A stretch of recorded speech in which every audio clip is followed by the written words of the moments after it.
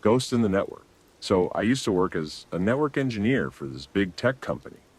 Most nights it was pretty chill, just me, some logs, and a ton of coffee. But there was this one night that totally freaked me out. It was like 2 a.m., and I was barely awake. Suddenly, I noticed this weird ping on my monitor. It came from some random IP address that wasn't in our system. Normally, I'd ignore it, but I was bored and curious, so I decided to check it out. I traced the IP. It led me to some abandoned building. You know the type, old, creepy, and totally deserted. But hey, my job can get pretty boring. So I decided to take a little adventure. I grabbed my jacket and a flashlight and drove out there. The streets were empty, and it was just me and my car cutting through the darkness. When I got to the building, it looked even creepier in person. Broken windows, graffiti, the whole horror movie setup. I found a side door that was already pried open, because of course it was, and stepped inside. The smell hit me first, like old wet cardboard and mold.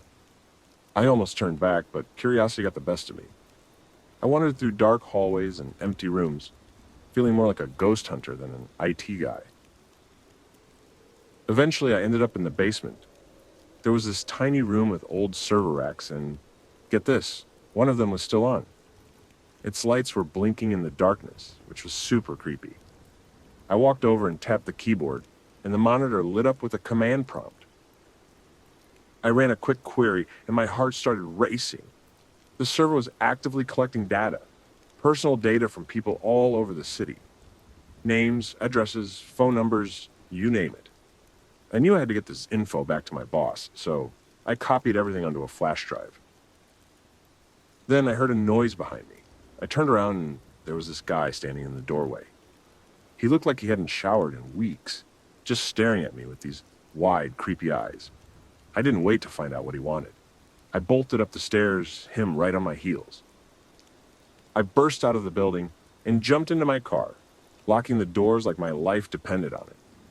As I sped away, I saw him standing at the entrance, just watching me drive off. Back at the office, I handed over the flash drive and told my boss everything. The cops got involved, but they never found the guy or figured out who set up the server. The building was demolished a few months later, and the case went cold. To this day, I still get chills thinking about that night. Sometimes, late at night, I swear I can still hear that faint pinging sound. Maybe it's just my imagination, but it always makes me wonder if that